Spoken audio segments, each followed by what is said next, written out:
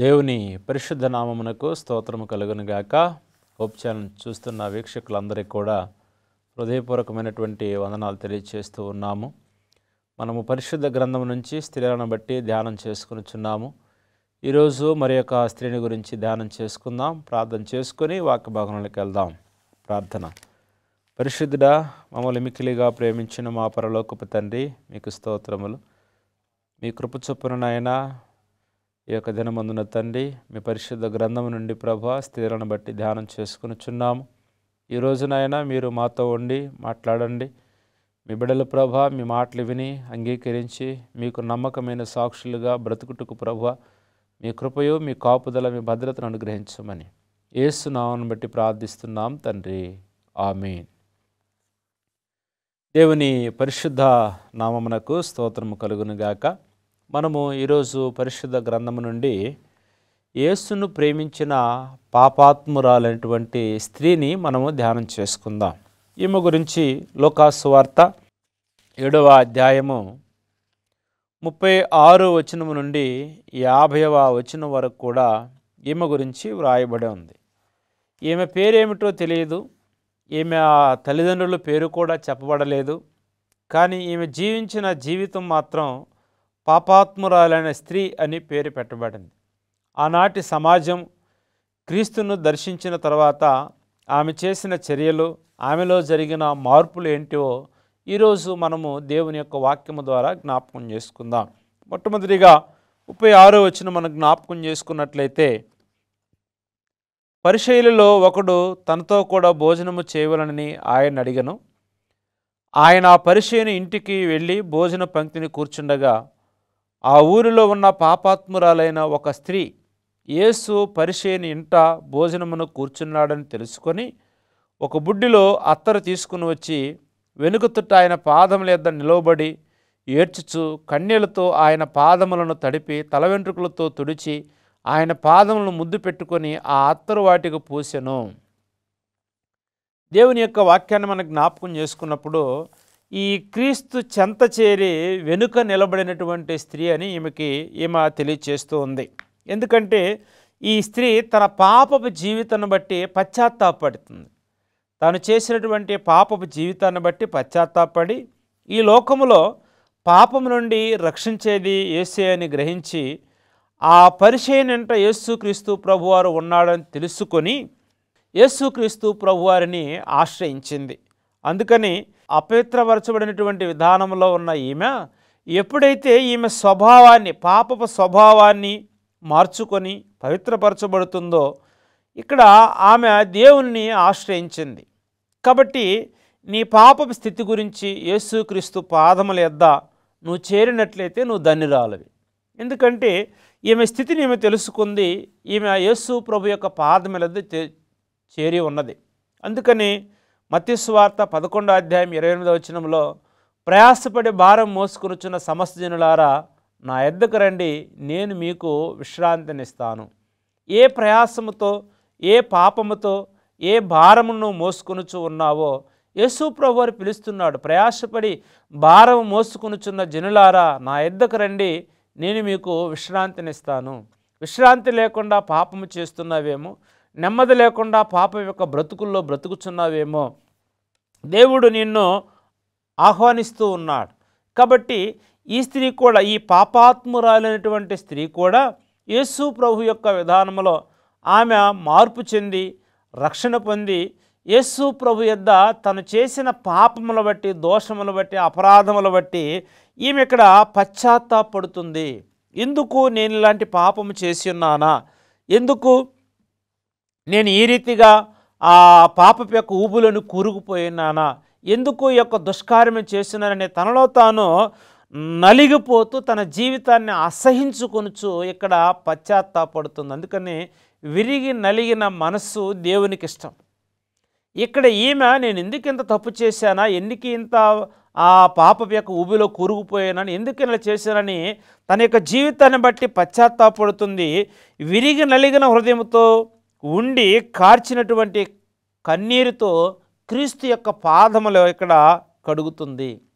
అంటే తను ఎంతగా పాపం చేసిందో ఎంత విస్తారంగా పాపం చేసిందో అంత విస్తారంగా యేసుక్రీస్తు ప్రభువారిని ఆమె విశ్వసించింది. ఆమె యేసు ప్రభు యొద్ద పశ్చాత్తాపడి ప్రార్థన చేస్తుంది. అందుకని కన్నీటి ప్రార్థన ఆమె జీవితాన్ని మార్చివేసింది.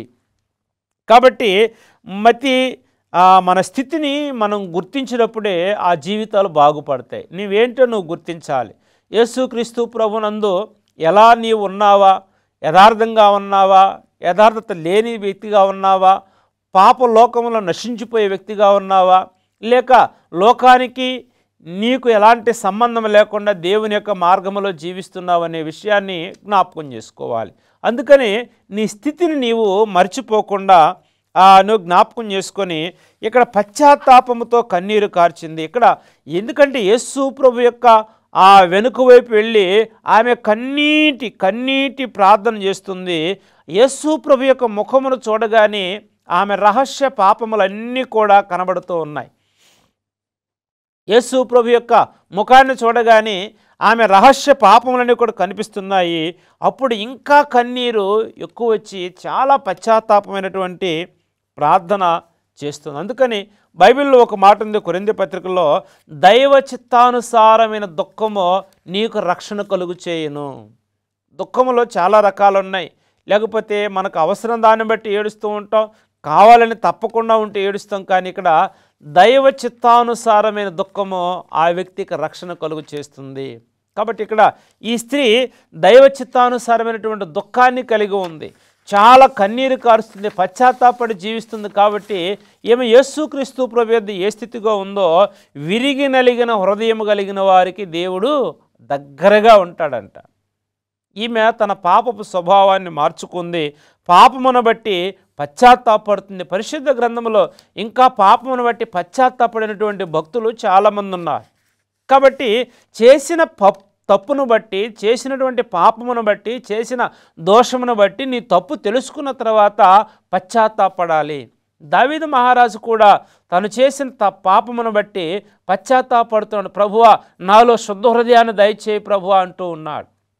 నాలో నూతనముగా మరలా నా మనస్సును కట్టు ప్రభువా అంటూ ఉన్నాడు. అంటే ఇక్కడ ఎప్పుడైతే ఒక వ్యక్తి దైవ చిత్తానుసారమైన దుఃఖం ఉంటుందో అది వారికి రక్షణ కలుగు చేస్తుంది.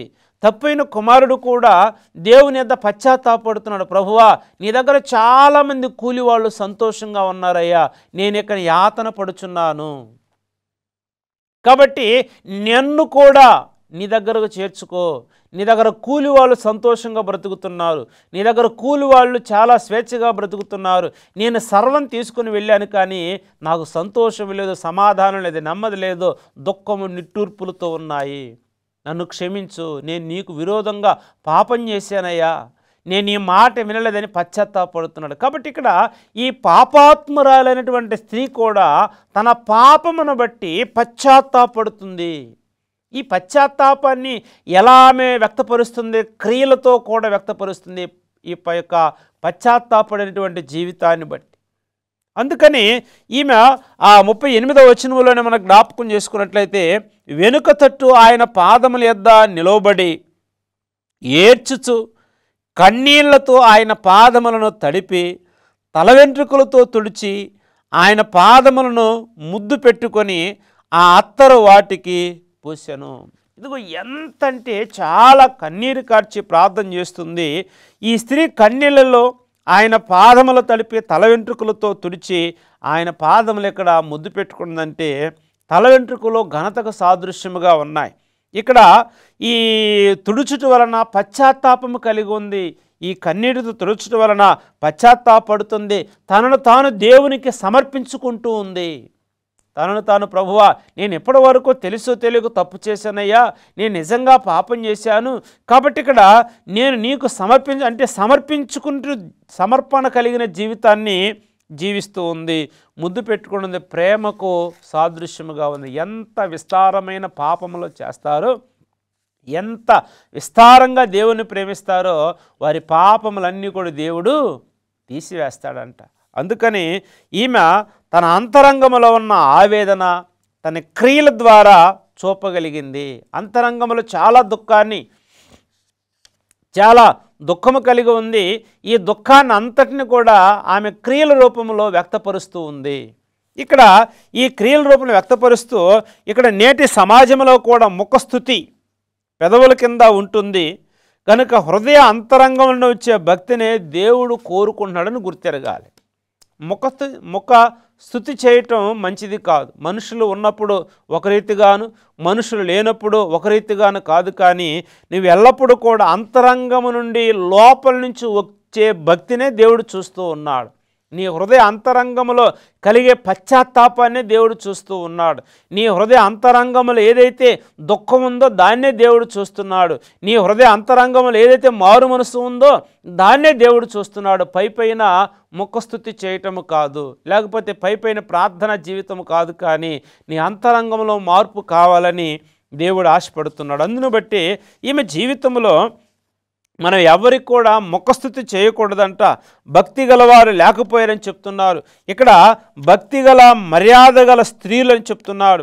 ఇదిగా నీతి సమాధానాలని ముద్దు పెట్టుకోవాలి. కాబట్టి యేసుక్రీస్తు ప్రభునందు నీవు ఏ స్థితిలో నీవు ఉన్నావో, ఎలా నీవు ఉన్నావో జ్ఞాపకం చేసుకోవాలి. ఈ పాపాత్మురాలైనటువంటి స్త్రీ తాను పాపిని గ్రహించిన తర్వాత, తాను పాపం యొక్క పట్టుబడ్డ విధానంలో ఏ శిక్ష లేనప్పుడు ఆమె పశ్చాత్తాపడి ఎంతగానంటే దేవునికి చాలా దగ్గర సంబంధమైనటువంటి జీవితాన్ని అక్కడ ఆమె జీవిస్తుంది. చాలా దగ్గర సంబంధాన్ని ఆమె జీవిస్తున్నట్లు వాక్యం మనకు తెలియచేస్తుంది. అందుకని నీ విశ్వాస జీవితంలో యేసు ప్రభు యొద్దకు వచ్చిన తర్వాత, యేసు ప్రభు యొక్క వాక్యం విన్న తర్వాత, యేసు ప్రభు యొక్క మాటలో నీ హృదయ అంతరంగంలోకి వెళ్ళినప్పుడు నువ్వు పాపివని గ్రహించినట్లయితే, నీవు దోషివని గ్రహించినట్లయితే, నేను ఘోరమైనటువంటి పాప అంధకారములో నేను బ్రతుకుచున్నాను నువ్వు గ్రహించినట్లయితే నువ్వు పశ్చాత్తాపడు. ఆ పశ్చాత్తాపము క్రియల రూపంలో కనబడే విధానంగా నీవు ఉండాలి. అందుకని క్రీస్తును విస్తారంగా ప్రేమించింది స్త్రీ. 47వ వచనాన్ని మనం జ్ఞాపకం చేసుకున్నట్లయితే, విస్తారముగా ప్రేమించిన గనుక ఆమె యొక్క విస్తార పాపములు క్షమించబడనని నీతో చెప్పుచున్నాను. ఎవనికి కొంచెముగా క్షమించబడనో వాడు కొంచెముగా ప్రేమించునని చెప్పి ఉన్నాడు. నీ పాపములు క్షమించబడి ఉన్నవని ఆమెతో చెప్పెను. అంటే ఇక్కడ ఎంత విస్తారంగా అయితే పాపం చేసిందో, పాపాత్మురాలైనటువంటి స్త్రీ, ఆమెకి ఇంక అదే పేరు. అంటే ఎంత ఘోరమైన పాపంలో ఈమె జీవించిందో ఈమెకు ఆ పేరు పెట్టబడింది. ఇప్పుడు క్రీస్తును విస్తారముగా ప్రేమిస్తూ ఉంది ఈ స్త్రీ. నా జీవితాన్ని మార్చివేశావు ప్రభువా, నా యొక్క ఆలోచన విధానాన్ని మార్చివేస్తున్నావయ్యా, నేను పాపముతో పట్టుబడి చనిపోయే వ్యక్తిని నన్ను కాపాడావు ప్రభువా, నాకు మరలా నూతన జీవాన్ని కలుగు చేస్తున్నావు, నేను ఈ భూమి మీద బ్రతకడానికి నాకు ఆయుష్ను ఆరోగ్యాన్ని పొడిగించున్నావు, నేను ఈ భూమి మీద జీవించడానికి మరలా మనిషి రూపంలో నేను ఏర్పాటు చేసుకున్నావయ్యా అని పశ్చాత్తాపడి ఎంతగానో దేవునికి ప్రార్థన చేస్తుంది. అందుకని విస్తారముగా ప్రేమించింది ఈ స్త్రీ. ఈమె క్రీస్తు ద్వారా మాత్రమే పాపపు నైజం అనేది మారుతుందని నమ్మి సీమోను కంటే మరి అధికంగా క్రీస్తును ప్రేమించింది. పాపపు నైజం మారేది యేసు ప్రభు యొద్దేనని ఆమె నమ్మింది. పాపపు యొక్క స్థితి, దాని నైజం, దాని అలవాట్లు, దాని ఆలోచన, దాని విధానం అంతా కూడా యేసు ప్రభు దగ్గరికి వెళితే అదంతా కూడా మారిపోతుందని ఇక్కడ సీమోను కంటే ఎక్కువగా యేసు ప్రభు అని నమ్మిందంట. అంటే ఇక్కడ క్రైస్తవులుగా దేవుణ్ణి మాటలతో కాక హృదయ అంతరంగము ద్వారా ప్రేమిస్తే నీ ప్రేమలో నిజముంటుంది. హృదయ అంతరంగముల నుంచి యేసు ప్రభు వారిని ప్రేమిస్తున్నావో లేదో కూడా జ్ఞాపకం చేసుకోవాలి. అందుకనే నన్ను ప్రేమించు వారిని నేను ప్రేమిస్తున్నానని దేవుడు చెప్తున్నాడు. నన్ను ప్రేమించు వారిని నేను ప్రేమిస్తానని దేవుడు చెప్తున్నాడు. అందుకని క్రీస్తును ప్రేమించిన వారంట ఆయన ఆజ్ఞలకు లోబడతారు. ఎవరైతే నేను దేవుణ్ణి ప్రేమిస్తున్నానని చెప్పుకుంటారో, ఎవరైతే దేవుని యొక్క విధానంలో నేను బ్రతుకుతున్నానని చెప్పుకుంటున్నారో ఆయన ఆజ్ఞలు వారు గైకొంటారంట. ఎందుకంటే జీవమును ప్రేమించి మంచి దినములో చూడగోరు వారు ఎవడైనా ఉన్నాడంటే వాడు ధన్యులు. జీవాన్ని ప్రేమించాలి, యేసుక్రీస్తు ప్రభువులో జీవం ఉంది. ఆ జీవాన్ని నీవు ప్రేమించగలిగినట్లయితే నీవు ధన్యుడివి, ధన్యురాలివి, మంచి దినములో చూడగోరుతావని దేవుడు నీకు తెలియచేస్తూ ఉన్నాడు. అందుకని పాపాత్మురైనటువంటి స్త్రీ తన స్థితి, తన విధానమును క్రియల రూపంలో బయటపెట్టింది.